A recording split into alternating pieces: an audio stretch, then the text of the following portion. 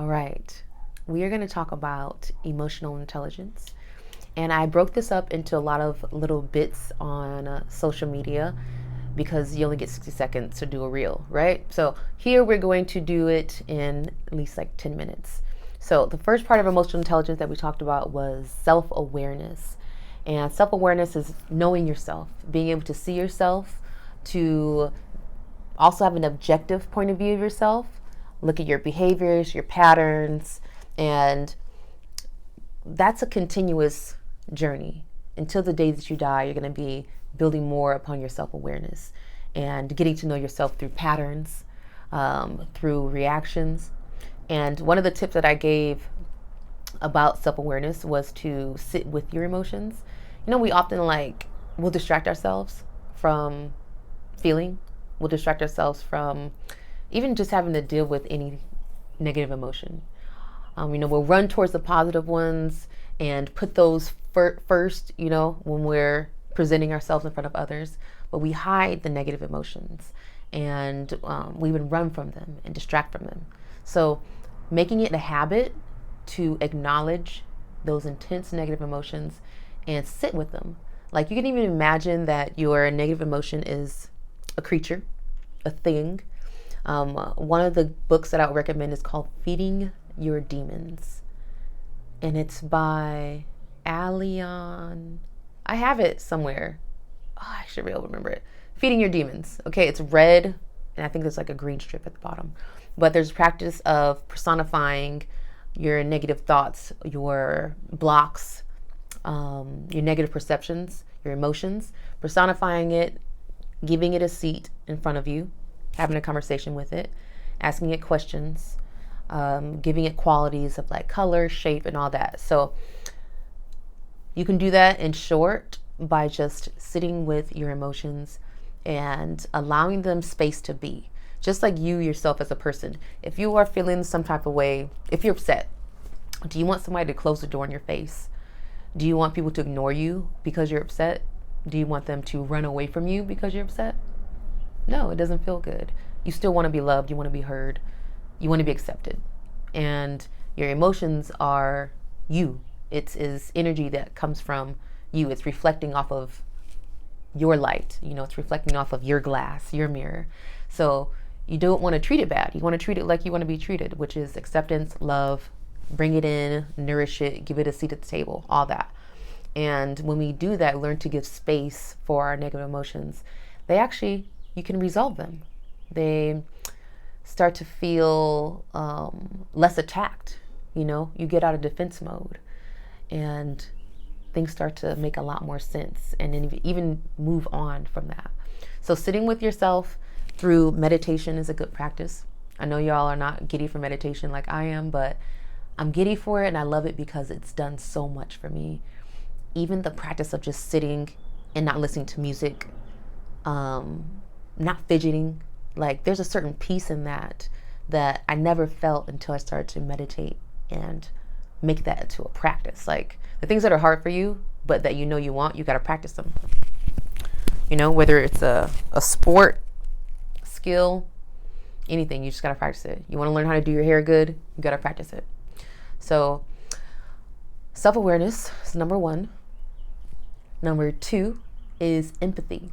Empathy is sensitivity to the energy, emotions of others. It's being able to read the room. It's being able to put yourself in somebody else's shoes. And I've heard people before say things like, I could never put myself in the shoes of, somebody who's a different race than me or different sex than me, because I'm not, It was a conversation on a post about race, and this girl was trying to be empathetic and compassionate by saying she could never empathize with a black person going through something, a racist experience. And I understood where she was coming from, but at the same time, you can't feel what it feels like to be black, but you can feel what it feels like, or you can understand what it feels like to be disliked for no reason, to be hurt for no reason, to be constantly looked down upon or disadvantaged for no reason that you're even aware of, right? So that deeper sense of injustice and wrong is where you can have empathy. And so there really is no excuse. You should have empathy. You know, if somebody's getting beat up, brutalized, beat up because they're either, you know, different color, different sexual orientation, size, elderly, you know, whatever that difference is, the very basic human right of this is happening for the wrong reason. This is happening for no good reason. Or this is happening from a place of hate. You can find empathy in that, okay? And then another thing about empathy too is where we're talking about reading the room. So when you read the room, it's about this thing called exteroception, the opposite of interoception. So exteroception means perception outside of yourself. Interoception is perception inside of yourself. And interoception would be more the self-awareness we're talking about, whereas empathy is more the exteroception, like putting the situation outside of myself, what I think, my judgments, you know, my past, my patterns. It's not about me. Let me take myself outside of that whole sphere of thinking, mindset, and look out. And even looking at people's body language, the way that words are coming out of their mouth, the energy behind the words they're saying, that is a way to gain empathy, or to get empathy. So gain, get, give, that's what we meant to say. So the next thing is self-regulation. Number 3, self-regulation is self-control. Like making emotional decisions usually gives us unfavorable results, right? Like you don't want to make a decision when you're mad, and you don't want to act, like do a physical action when you're mad, because it usually just snowballs into more trouble, more shit to deal with. So self-regulation is about feeling your feelings, feeling your emotions. And there's a difference between emotions and feelings. I'll talk about that on a separate video. But feeling your emotions and knowing, having the awareness and the self-control to not immediately act on them. So not being reactive. You know, and being reactive where like somebody slaps you. Like remember when, you know, that whole stage thing, I don't know what I want to call it, but I'm not going to get into that. But anyways, these actors acting, if somebody slapped you, you're going to slap them back, or you're going to do something. There's an immediate reaction to when our physical body or physical health is threatened, or somebody else that you love or care about is threatened. You're going to have an immediate reaction to that, reactivity. So with emotions, emotional energy, if we first have that self-awareness, right? Like, okay, I feel my emotions. I know what it is. I can understand, you know, this is an emotion. If you have that, if you practice meditating like we talked about earlier, you actually have a space, like literal space in time to react differently. Whereas if you're a reactive person, like boom, bow, bada boom, bada bow, like one to the other, there's no pause. And so you ever heard this thing called practicing the pause? Practicing the pause means to practice a pause in between your emotion and your reaction. Because if you don't put a pause in between there, you're going to act emotionally. And that can cause you more trouble, more cleanup, more distress, ruin relationships, kill your job, all those things, right? So practicing the pause is really going to help you get more space and time to think and feel, react. And then after that, then you can make a different decision that's not just emotional. Even if it is emotional, it's like, maybe I've had time now to own this emotion and process it and be like, yeah, this is how I want to act. This is what I want to do. So let's say, you know, if somebody hurt somebody you loved, having a little bit of space to not immediately smack the shit out of them, but say, you know what? You hurt the person I love. It was an innocent person. This smack is going to help you to realize this lesson. And I don't even know how I ended up in this corner. I'm not even talking about, you know, the slap, but I'm thinking of a kid. That's what I'm thinking of in my head. Like, somebody hurt my nieces. I'll get a pause, but you're still going to get the retaliation, and I'm going to feel justified about it, and I'm not going to have any qualms about it, right? Unless it like sent me to jail, then I'll be like, maybe I could have reacted differently. But even then, right, depends on what it is. But the point is, the fact that you had space to react, to own the emotion first, to understand it, where it comes from, and then, connect it to an action that is justified. You understand why you're doing this, and you want to do it still. There's a blindness that comes with emotionality, and if we act in that blindness, it's not always good. So the next part is social skills. Social skills are meaning that you have the awareness of yourself, of others, but it also comes down to like knowing how to forge relationships. You know how to act. Like respectfully and naturally. Like you've seen people who are socially awkward. Most people outdoors now, after the post-pandemic, social skills have gone down, way down. And what I'm noticing as a person that's like, hi, like I acknowledge your presence when I see you. I'll make eye contact. People don't even look at you. Like you could literally be invisible. That's how it is. A lot of people are just so used to being in this zone, or maybe even being in this virtual world, that the real life world is of no interest to them. And so I'm noticing a lot of social disconnections. And awkwardness. It comes in different kinds of ways, but sometimes people say weird shit that you would not say to somebody you just met, or it can feel invasive, And I can't blame that all on the pandemic. Those people have always been around, but I mean, even me, I've been one of those people. I've said things that are weird to say to somebody you just met, maybe, but the intention was there. But when it comes to being social, it's a connection. There's a line of communication when you are being social, and it's nonverbal and verbal and spiritual. It's energetic.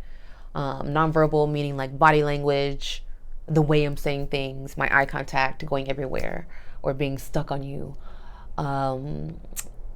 And verbal being, being able to put my thoughts into words, and also having them received, being able to receive words from other people. So being able to listen is a social skill that we know everybody doesn't have.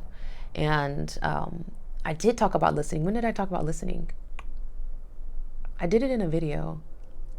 Or did I do it in concept? I might have done it in concept. But that's what we need to do. We need to do a video about, let me write it down. We need to do a video about, what did I say?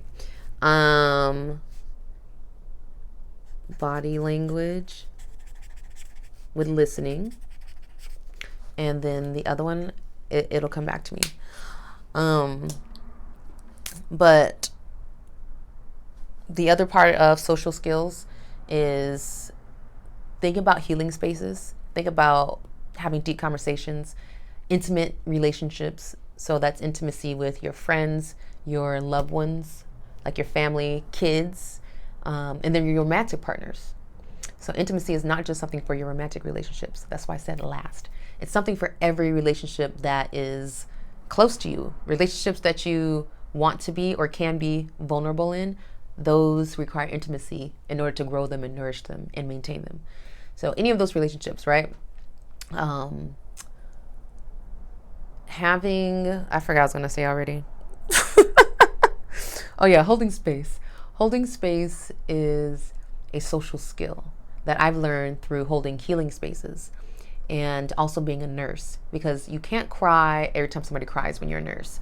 You can't show a bunch of emotions when you have to, tell somebody about how their loved one's doing, because it's contagious. So you can't just be spreading that across, the hospital facilities and stuff when you are a professional. So I've learned to hold space in a professional level as a nurse, and then as a healer, I've learned to hold space energetically, spiritually. And what that means is not judging. If somebody is, telling their business about how they feel, what they've gone through. It is not your job to judge them. Like, you can't help them if you're judging them. You have to really listen to them openly. Take in what they're saying, empathize, feel the words, feel the energy that's coming with the words that they're sharing with you, and give them that space to feel safe. Because if you're judging somebody or you're not holding space for them while they're pouring out, then they'll cut it off, or they'll realize that that's not there, the space is not there, and they'll start to feel weird about it or self-conscious about it. So it's really important to know how to hold space if you are doing any healing work with other people, especially. And you start with yourself. Do you judge yourself when you start crying? Do you, have negative things to say? Do you, the sun is changing, so I'm trying to move with it. Do you put yourself down? Do you talk shit about yourself behind your back after somebody's, poured themselves out for you? So that's really a part of it too, is respecting people's boundaries and giving them non-judgmental space. So that's something that's going to be useful at work, useful in healing. As a healing professional, it's going to be useful with children in your romantic relationships. Like, just being able to be there and allow them to be themselves, allow the words to come out as they come out, and not judge, but actually receive. And then so that way your response will be something that is also from a compassionate place and not from a judgmental place, or a place that's been overanalyzing, overthinking about them as they speak. The last thing is motivation. So motivation is, in my words, it's conviction. Like, do you have conviction to do better, to want more? And it comes from the first thing we talked about, which is self-awareness. If you don't have the awareness of yourself and how you feel and your emotions, and also the value of them, the wisdom that's coming through from your emotions and your experiences, then you won't have that motivation to continue to dive deeper, get more information, understand more. Because once you know what understanding does for you, like how much better it feels to understand yourself, to understand others, to be understood, and know how to open up a line of communication that exchanges more light, more information, like more connection, then it's like you want to do that. You want to do more of it. And conviction is feeling that deep will to do better and to want more. And I think that is really a gift, because everybody doesn't have it. Some people get very complacent with where they're at, because maybe even for them it's so much better than where they're at. The growth that they've actually done, you weren't there for it. You don't know how they're feeling. They could be just so happy and cool with where they're at, right? Whereas for another person, it might be like, I want to go so much further, but your further is different than their further. So again, you can't judge. So having conviction for yourself from a place of knowing yourself and knowing what you want and how you want your life to be, that is motivation. And when it comes to like relationships, knowing how healthy relationships feel or how much you want them, that is enough motivation to change the habits that are producing unhealthy relationships. And I mean habits as in like your habits, because you are the one who's in control of your reactions, of your perceptions. So when it comes to being a master of your life, of creating, it's like you could spend a lot of energy looking at what everybody else is doing, or looking at what the other person is doing, and ruminating on the negatives, their flaws, what they did wrong, the fucked up shit, all those things. But at the end of the day, all that you can do anything about is yourself. So your energy is best spent on introspection and also celebrating the positives of yourself. Knowing your gifts, knowing your strengths, it's going to take you a lot further, because you can do a lot with something that it's already working for you. So now I can just grow on that, right? Whereas if I'm focusing so much on my weaknesses and what I'm not doing and, what I need to fix, then I spend a lot more energy trying to build up from that place of feeling like, from the ground up, Whereas I'm already above ground. I'm already blossoming in this area. So let me just continue to water that, shine light on that. And when you do that, the roots of what you're nourishing and what you're shining light on, that is becoming healthier as well. And so that's when we talk about healing generational patterns. I hate the word generational curse. Like, that's definitely a Christian word that was developed to feed into that fear mongering and that hell damnation ideology. But a generational curse is just a pattern. And it's patterns that you can change. It takes a lot of work, right? Sometimes it takes a lot of work. Sometimes it's not as hard, but you can do it. And so if you recognize it as a generational pattern, habit, even lifestyle habit, then it's like, oh, okay, so let's get that at the root. Let me change my habits, and it's going to seep down into the roots, and it's going to change the growth that you see now and in the future. So that is our emotional intelligence in around 20 minutes. I said 10, but I lied. I can do no 10-minute videos. So let me know what you guys thought in the comments about this video, what you got from it. What parts of it do you want to dive deeper into? And for lifestyle practice, because I always like to give you something to work with, I do have a body scan meditation that I just finished. So I'm going to publish that to YouTube. I also finished a grounding in nature meditation. So that's ready as well. And I actually do 2 more. So I'm doing 2 meditations a week, and I'm going to roll them out once a week. But you can start with the body scan meditation. I'm actually going to release that the same time I do this one, same day. So depends on when you see this video. Go back and look for the body scan meditation. It's about 23 minutes long, and it's going to go from your crown chakra all the way through your different energy centers, and help you balance that energy, bring awareness to each energy center. And that basic practice of being aware of energy, especially in different parts of your body and breathing, is going to help you become more aware of emotional energy. And that just kind of feeds, it's everything else you're going to do. All right. So thank you for watching this video. I will see you again very soon, because I'm going to switch shirts and I'm going to record a video right now. So that way you keep the ball rolling. Because once I turn this thing off and I edit something, y'all, you got about 2 weeks before you see me again. So lead with love, and thank you for being here.